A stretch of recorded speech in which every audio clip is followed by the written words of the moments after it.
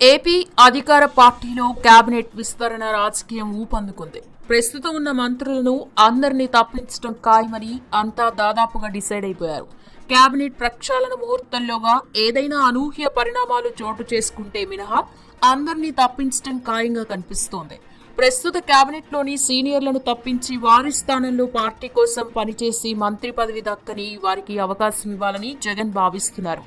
ఎన్నికల టీం ఎంపికలు జగన్ ఆచితూచి వ్యవహరిస్తున్నారు. ఇందులో భాగంగా ప్రాంతీయ సామాజిక సమీకరణాలకు ప్రాధాన్యత ఇవ్వనున్నారు. అయితే ప్రస్తుత కేబినెట్ లో ఉన్న సీనియర్లను తప్పించి వారికి పార్టీ బాధ్యతలు అప్పగించాలనేది జగన్ ఆలోచనగా చెబుతున్నారు. అయితే కేబినెట్ లో కొందరు సీనియర్లకు జగన్ తో ఉన్న సత్సంబంధాలు పార్టీలో క్రియాశీలకంగా మారడంతో వారు జగన్ మాటను గౌరవిస్తూనే కొత్త మంత్రాంగానికి తెరతీస్తున్నట్లుగా పార్టీలో చర్చ సాగుతోంది. అందులో భాగంగా తాము కేబినెట్ నుంచి తప్పుకొని సీఎం అప్పగించిన బాధ్యతలు నిర్వహిస్తామని చెబుతున్నారు. కానీ మంత్రిగా తమను తప్పిస్తే జిల్లాల్లో తమకు ఉన్న పట్టు పోకుండా తాము సూచించిన వారికి కేబినెట్ విస్తరణలో అవకాశం ఇవ్వాలంటూ సీనియర్లు కొందరు ముఖ్యమంత్రి వద్ద తమ ప్రతిపాదనలు ఉంచేందుకు సిద్ధంగా అయినట్లు తెలుస్తోంది. అందులో భాగంగా వైసీపీ ప్రభుత్వం ఏర్పడిన తర్వాత రోజాకు కేబినెట్ లో స్థానం ఖాయమని ప్రచారం జరిగింది.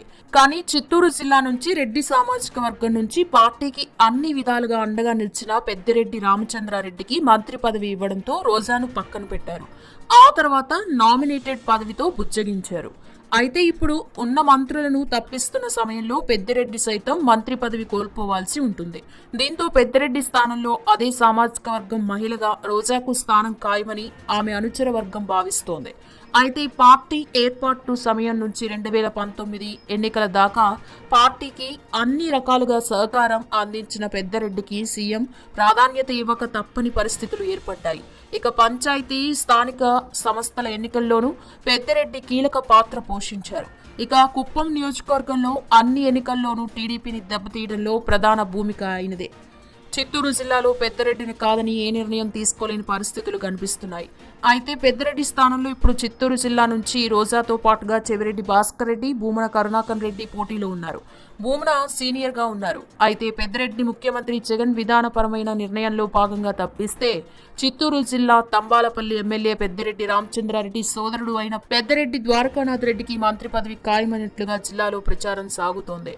అయితే తిరిగి పెద్దిరెడ్డి కుటుంబానికి ఇవ్వడం వలన సమస్యలు వస్తాయని భావిస్తే రెండో ప్రత్యామ్నాయంగా చెవిరెడ్డి భాస్కర్ రెడ్డి పేరును ప్రతిపాదిస్తున్నట్లుగా పార్టీ నేతలు చెబుతున్నారు.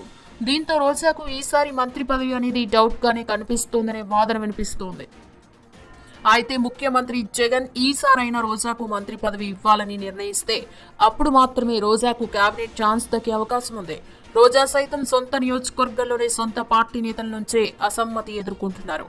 తాజాగా జరిగిన ఎంపీపీ ఎన్నికల్లో నిండ్ర మండలంలో ఇబ్బంది పడిన రోజా పెద్దిరెడ్డి జోక్యం కోరారు. అయితే చిత్తూరు జిల్లాలోనే కాకుండా ఉత్తరాంధ్రలోని ఒక సీనియర్ మంత్రి కోస్తా ప్రాంతంలోకి ఒకే జిల్లాకు చెందిన ఇద్దరు మంత్రులు సైతం తమను తప్పించినా తమ వారికి అవకాశం ఇస్తే వచ్చే ఎన్నికల్లో ఆ జిల్లాలో పార్టీ గెలుపు బాధ్యతలు తీసుకుంటామని ప్రతిపాదించడానికి సిద్ధమైనట్లు తెలుస్తోంది.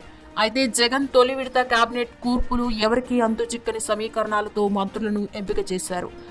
ఈసారి అందరినీ తప్పించాలని డిసైడ్ అవడంతో పాటుగా మంత్రులే తమంతట తాముగా ముందుకు వచ్చి జగన్ అదే నిర్ణయం అమలు చేస్తే సహకరిస్తామని చెబుతున్నారు. దీంతో ఎన్నికలు కేబినెట్ కూర్పులో పార్టీ ప్రభుత్వ పరంగా బలమైన వాయిస్ వినిపించే వారికి అవకాశం ఉంటుందని చెబుతున్నారు. ఇదే సమయంలో సీనియర్లు చేస్తున్న మంత్రాంగం ఆశావాహుల్లో ఉత్కంఠకు కారణమవుతోంది.